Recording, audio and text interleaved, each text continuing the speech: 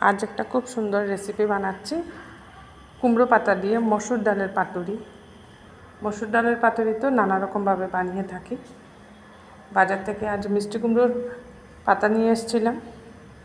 এই মিষ্টি কুমড়োর পাতা দিয়ে মসুর ডালের পাতুরিটা বানাচ্ছি।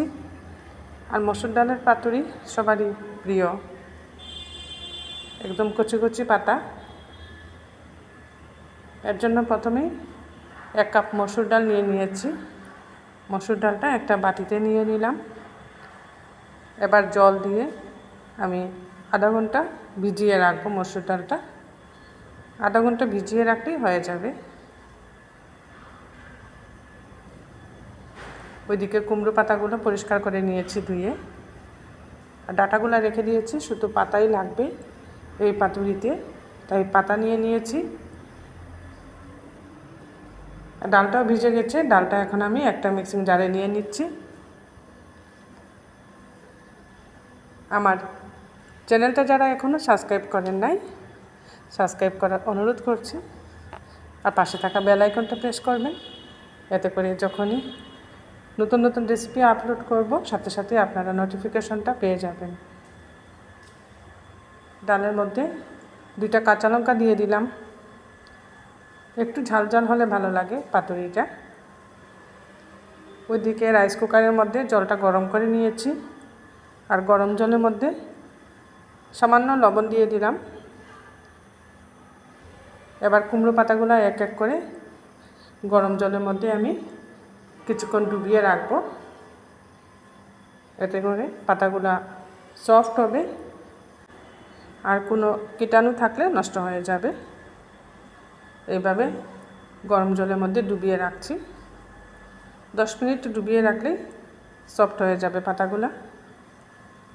আর ডাল বাটাটা একটা বাটিতে নিয়ে নিলাম। ডাল বাটার মধ্যে এবার দিয়ে দিচ্ছি বড় সাইজের একটা পেঁয়াজ মিহি করে কুচিয়ে নিয়েছি। কুচনো পেঁয়াজটা দিয়ে দিলাম, সাথে সামান্য রসুন কুচিও দিয়ে দিয়েছি। রসুন কুচিটা দিবেন পাতুরির মধ্যে। রসুন কুচিটা দিলে মসুর ডালের পাতুরির গন্ধটা খুব সুন্দর হয়। পাতাগুলা গরম জল থেকে উঠিয়ে খুব ভালো করে জল ঝরিয়ে নিয়েছি। একটা একটা করে পাতা প্লেটে আমি এভাবে সাজিয়ে নেব। এর মধ্যে সামান্য হলুদের গুঁড়া দিয়ে দিলাম, সামান্য জিরের গুঁড়া, পরিমাণ মতো লবণটাও দিয়ে দিচ্ছি। গুঁড়া মশলার মধ্যে আর কোনো মশলা আমি এর মধ্যে দেবো না, যেহেতু ঝালের জন্য আগেই কাঁচা লঙ্কা দিয়ে দিয়েছি। সামান্য কালো জিরে দিয়ে দিলাম। এবার দিয়ে দিচ্ছি সামান্য সরষের তেল। এই কাঁচা সরষের তেল, কাঁচা লঙ্কা আর রসুনে খুব সুন্দর একটা টেস্ট আসে মসুর ডালের পাতুরিটার মধ্যে। এবার খুব ভালো করে মিশিয়ে নিতে হবে সব কিছু মসুর ডালের সাথে। ভালো করে মিশিয়ে খুব ভালো করে ফেটিয়ে নিতে হবে। এভাবে আমি মিশিয়ে নিচ্ছি আলতোভাবে।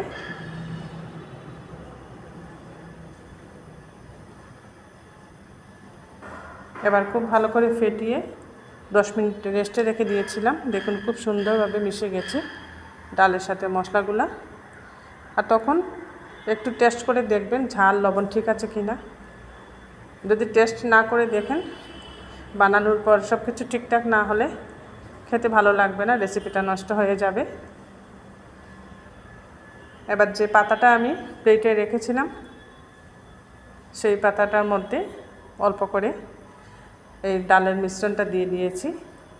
আমি পাতলা করে লেয়ার দিয়েছি, কারণ যখন পাতাটা আমি ভাজ করব, পাতাটার ভাজে ভাজেও একটু একটু করে ডাল দেব এইভাবে। এতে করে পাতাটাও খুব সুন্দরভাবে লেগে যাবে, আর ডালের লেয়ারটাও মোটা হবে না, খুব সুন্দরভাবে সিদ্ধ হয়ে যাবে মসুর ডালটা। আমি যেভাবে বানাচ্ছি এভাবে একবার কুমড়ো পাতার মসুর ডালের পাতুরি বানিয়ে দেখবেন, খেতে দুর্দান্ত লাগে। এইভাবে একটা ফোল্ড করে দিচ্ছি। এর উপরে আরেকটু লাগিয়ে দিচ্ছি ডালের মিশ্রণটা। এইভাবে ডালের মিশ্রণটা লাগিয়ে এবার এই সাইড থেকে আমি ফোল্ড করে দিচ্ছি।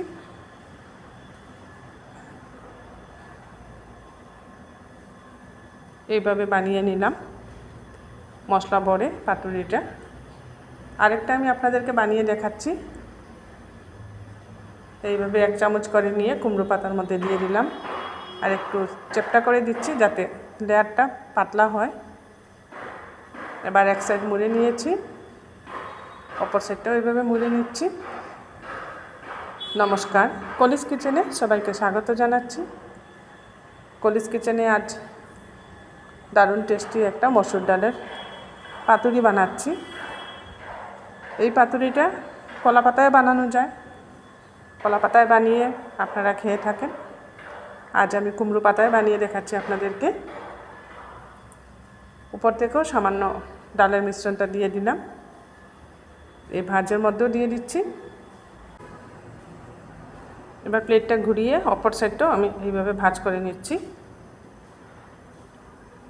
গরম জলে ভাপানোর দরুন পাতাগুলো খুব সফট হয়েছে।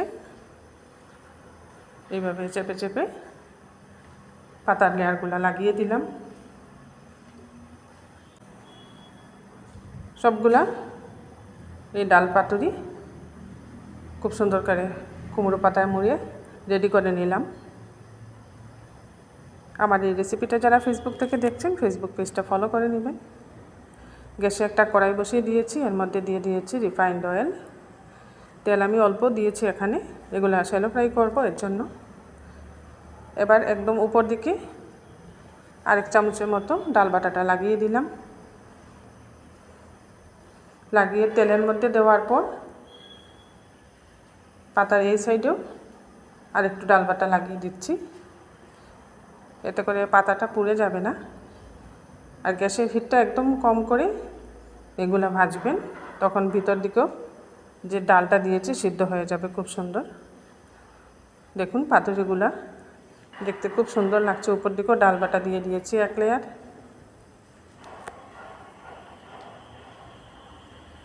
এগুলাকে উল্টে দিচ্ছি, খুব সুন্দর লাল লাল হয়েছে কালার।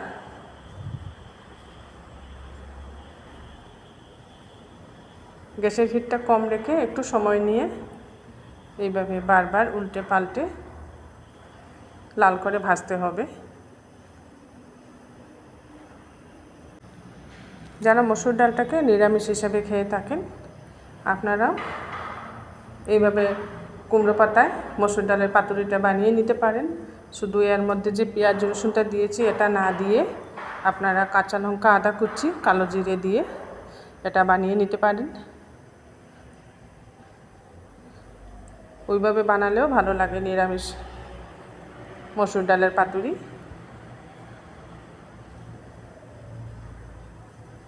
একটা ভাজা হয়ে গেছে খুব সুন্দর, এটাকে নামিয়ে নিলাম। যেগুলো ভাজা হয়ে যাবে একটা একটা করে নামিয়ে নেব। আর এইভাবে উল্টে পাল্টে সব দিক লাল লাল করে আমি ভেজে নিচ্ছি সবগুলা পাতুরি।